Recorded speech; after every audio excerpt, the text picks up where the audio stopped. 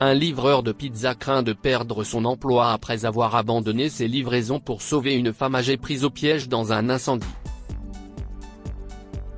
Il éteint son téléphone pour éviter son patron, mais le lendemain, ce dernier lui rend une visite surprise. Andrew Butler se tenait devant le bureau de son patron, Monsieur Morse, chez BBQC Pizza en Caroline du Nord, se demandant s'il devait se lancer. C'était la 4e fois en une semaine qu'il avait trouvé le courage de se rendre au bureau de M. Morse avant son quart de travail, pour tenter de demander une augmentation. Andrew savait qu'il était un travailleur assidu qui se donnait à fond dans son travail. Oui, il avait déjà fait quelques livraisons en retard, mais qui ne l'a jamais fait? Il était humain, et n'était pas à l'abri de faire des erreurs. Il savait que son patron ne remarquait jamais ses efforts, alors comment persuader M. Morse qu'il méritait vraiment une augmentation? Il y réfléchit et s'en alla sans reparler à M. Morse. En plus d'être livreur de pizza chez BBQC Pizza, Andrew était veuf et père de ses 5 enfants. Heureusement, sa voisine âgée a eu la gentillesse de garder les enfants pendant son absence, ce qui lui a évité d'avoir à payer une nounou. Pourtant, les factures s'accumulaient la plupart du temps, et Andrew s'inquiétait toujours de savoir combien de temps il pourrait continuer ainsi. Ce jour-là, après avoir reçu sa liste de livraison, Andrew s'est empressé de prendre les cartons de pizza et de partir les livrer sur sa moto. Ils étaient débordés de commandes, et il était censé livrer des pizzas dans 2 quartiers voisins. Alors qu'il était encore à quelques maisons de sa première destination, Andrew a soudain aperçu de la fumée s'élevant d'une maison. La maison se trouvait sur une route complètement différente de son lieu de livraison, mais il ne pouvait pas fermer les yeux. Il a donc fait demi-tour et s'est arrêté juste devant la maison, qui était en flammes. Jésus! Andrew a rapidement sorti son téléphone et a composé le 911 pour signaler l'incident. Quelques personnes étaient déjà sorties de chez elles, mais aucun n'osait s'approcher de la maison car le feu avait déjà atteint le porche d'entrée. Andrew attendait désespérément les pompiers pour pouvoir partir faire ses livraisons, mais en regardant autour de lui, son attention a soudainement été attirée par la fenêtre où il a vu une silhouette. Malgré le feu, il est entré dans la cour avant et a remarqué une femme en fauteuil roulant coincée à l'intérieur de la maison. Elle frappait à la fenêtre pour demander de l'aide. Elle est coincée, soupira-t-il. Andrew savait qu'il était en retard pour ses livraisons et qu'il serait probablement renvoyé, mais il savait qu'il n'avait pas de temps à perdre.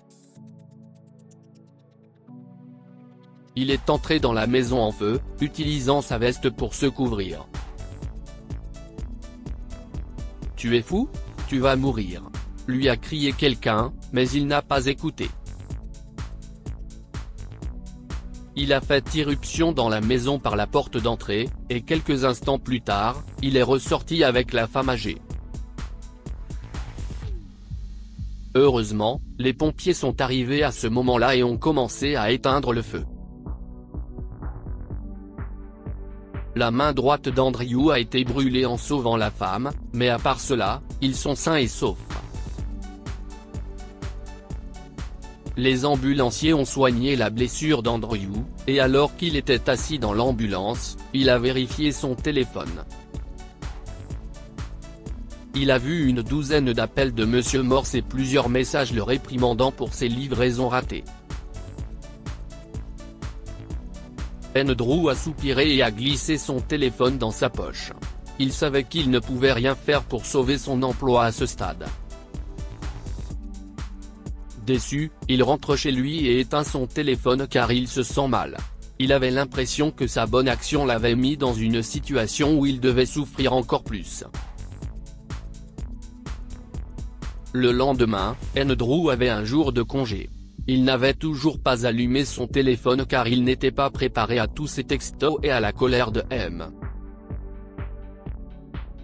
Morse. Il a préparé le petit déjeuner pour tout le monde et du café pour lui-même, puis il est allé chercher le journal du matin. Il avait prévu de s'excuser auprès de M. Morse plus tard dans la soirée. Sa colère se serait calmée d'ici là et il l'écouterait peut-être. Cependant, en ouvrant sa porte d'entrée, il est resté là, abasourdi.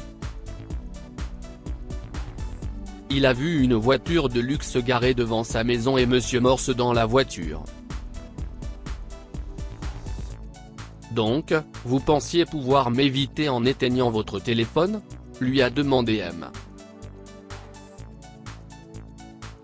Morse, en faisant semblant d'être sévère alors qu'il s'approchait de lui.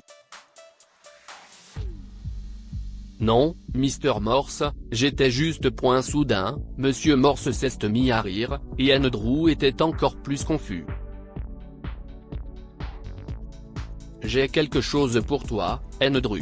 Il a fait un signe de tête à son chauffeur, qui a apporté un cadeau emballé à Andrew. Ouvre-le, a dit M. Morse. Quand Andrew a déballé le paquet, il a trouvé un certificat encadré à l'intérieur. Meilleur employé de l'année, y était écrit. Nous avons dû fournir des pizzas gratuites aux clients après l'échec de vos livraisons hier, a expliqué M. Morse. Un de nos livreurs a vu ce que tu as fait, Andrew. Il m'a dit que tu avais sauvé une femme d'un incendie hier. Bon travail. Andrew était en larmes. Monsieur Morse, mais ce n'est pas tout. Je te donne une augmentation, Andrew. J'apprécie vraiment d'avoir de si bons employés. Aussi, j'ai une pizza avec moi. Ça vous dérange si je passe un peu de temps avec vos enfants et qu'on mange de la pizza ensemble ? Bien sûr que non. Entrez, je vous en prie, a répondu Andrew, souriant à travers ses larmes.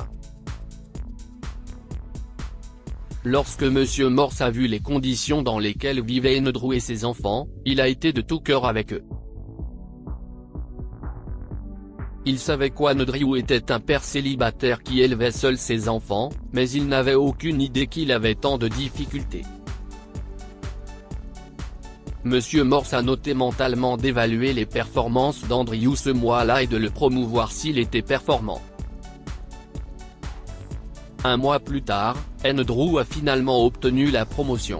M. Morse l'a nommé directeur général d'une de ses pizzerias en Caroline du Nord.